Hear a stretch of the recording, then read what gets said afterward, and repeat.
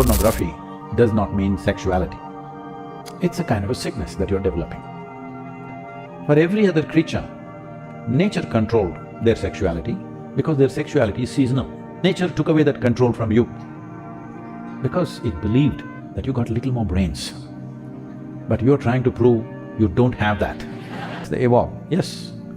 And especially I've met hundreds of them, early age, they've gone into these things and how distorted they've become and how they suffer within themselves. Tomorrow, to have meaningful relationships with people around them, they become so sick, I don't even want to say these things in front of you. The kind of things they have told me, what they go through because they got addicted to this thing, when they were very young. So how do I get rid of it? You must understand this. As I told you, nature released you from a certain binding, thinking you are a conscious life, that you will do everything consciously. It did not mean that you are supposed to be doing just that all the time, reproductive activity. So, it's not about pleasure, it's not about joy, it's not about love, it is just a compulsiveness. If you do not understand compulsiveness is slavery, then what to do with you? Hello? You don't understand that compulsiveness is slavery?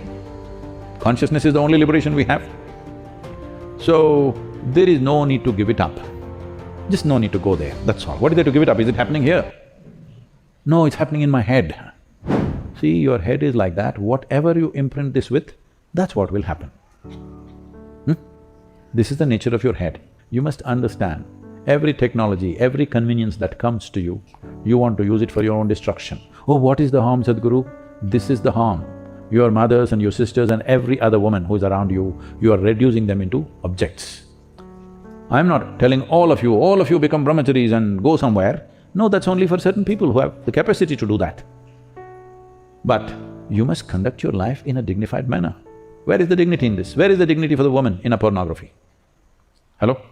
Where is the dignity? So you think by denying dignity for half the population on the planet, human population on the planet, you think you'll find some pleasure? Disgusting. So, this is not a moral issue, this is a psychological sickness issue, you understand?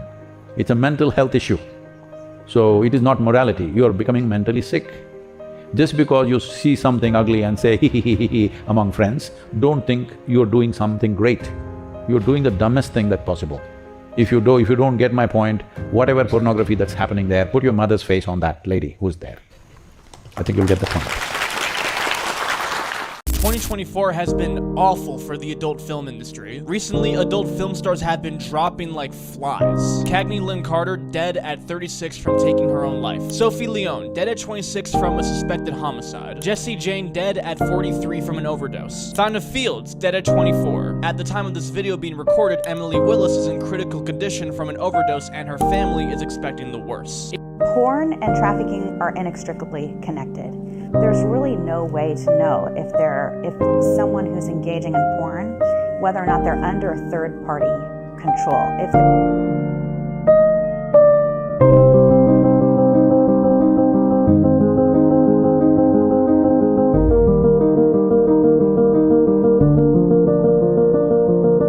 At porn, a guy can see more hot babes in 10 minutes than his ancestors could see in several lifetimes. Healthy. But internet porn is not sex. Internet porn is as different from real sex as today's video games are from checkers. Watching a screen full of naked body parts won't automatically protect one. Of all activities on the internet, porn has the most potential to become addictive. Here's why. This ancient program, the reward circuit, evolved to drive us towards natural rewards, such as sex, bonding, and food. As a consequence, extreme versions of natural rewards have a unique ability to capture us. Or it's mating season and you're the alpha male. What if mating season never ends? All those hits of dopamine can tell your brain to do two things. First, they say, man, you have hit the evolutionary jackpot. Second, they kick in a molecular switch called delta phos-B. I know it's a fancy word, but dopamine kicks in delta phos-B, and that starts to accumulate in the brain's reward circuit. Now, with excess chronic consumption of drugs or natural rewards, this buildup of delta phos-B starts to alter the brain and promotes a cycle of binging and craving. If the binging continues, the delta-phosphate builds up and it can lead to brain changes seen in all addicts. So the dominoes are excess consumption, excess dopamine, delta-phosphate, brain changes. One of the first changes is a numb pleasure response. It kicks in, and so everyday pleasures really don't satisfy a porn addict. At the same time, other physical changes in the brain make the brain hyperreactive to porn. Everything else in the porn user's life is sort of boring, but porn is super exciting. Finally, his willpower erodes as his frontal cortex changes. I can't emphasize this enough. All addictions share these same brain changes and the same molecular switch that kicks in, delta-phosphate. Now, scientists have used brain scans to measure these changes in drug addicts. Up here, these scans show a reduced pleasure response in drug addicts. These and several other changes have also been seen in gambling addicts, food addicts, very recently in video game addicts. It will reduce you in the sense a creature which was purely biological evolved into a place which has an intelligence of its own beyond its biology. See, animal intelligence works for its biology alone. How to get its food, how to get its mate, this is all its entire life is. If human intelligence also functions like that, you are bellying the evolutionary process. Virya. Virya also refers to what we call as Vajra, which means stability, or diamond, which is the hardest thing. So in the human body, Virya is considered to be like Vajra. That means it is one of the most potent things if you know how to use it. Well, how to use it means you can use it to produce a child. Anything in this body, can it be transformed into a different level of function? Absolutely. Not just semen, just everything in this body can be transformed. See, every dimension of your body and your mind, you can transform it into something tremendous, or you can make it mediocre, or you can make it a serious problem. Every aspect of your life. That goes for this aspect of life also. This same energy, see, people are making it literal translations, but if you want to produce a certain, let's say epithelial cells, how much energy the body spends on it. And if you want to produce a cell which you call a semen, how much energy body spends is very different. This can be scientifically established. So, when you're investing so much energy in that, obviously it has a potency if you know how to explore.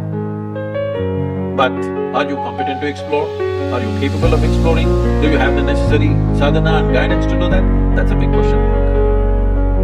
It's a very potent stimulus, and very potent stimuli of any kind, extremely palatable food, extreme pornography, extreme experiences like bungee cord jumping, those set a threshold for dopamine release. And Anna will tell you that, and I'm sure she did, that the higher the dopamine peak, the bigger the drop afterwards. And it's not that you drop to baseline, you drop below baseline.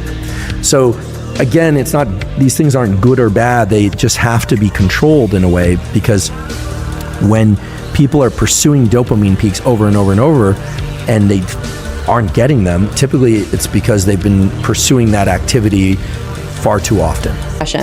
The scientists called them hope molecules. This idea that I think the most interesting finding of the last decade in all of science. And this is the insight that your muscles are basically an endocrine organ that secrete hormones into your bloodstream that affect every system of your body. Exercise is good for your health, but your muscles, they secrete chemicals and proteins when you exercise that are also really good for your brain health. And one of the first papers, almost 10 years ago, that was published explaining that when you contract your muscles, they literally secrete these proteins into your bloodstream that make you resilient to stress and can protect you from depression. The scientists called them hope molecules. This idea that literally your muscles are manufacturing like antidepressant molecules. Bruce Lee once famously said, "I don't fear the man that practiced 10,000 different kicks. I fear the one that practiced one kick 10,000 times." And when it comes to neuroplasticity, the key really is repetition and consistency. So whatever it is that you're trying to change in your life, whether it's trying to heal or recover from a condition, trying to improve your body, improve your mind, everything is an act of conditioning. So just isolate one simple thing that you can do today and practice that on an ongoing basis. Feeling stuck in the cycle of watching porn? You're not alone. Millions struggle with this addiction. But the good news, you can break free.